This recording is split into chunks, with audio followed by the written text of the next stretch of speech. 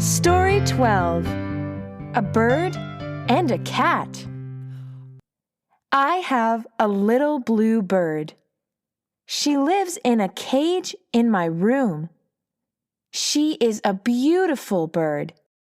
She likes to sing and she likes me. But she does not like my cat. She is a happy bird.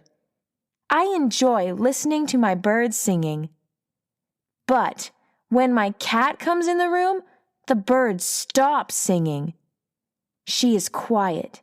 She sits and watches the cat. I think she is afraid of the cat.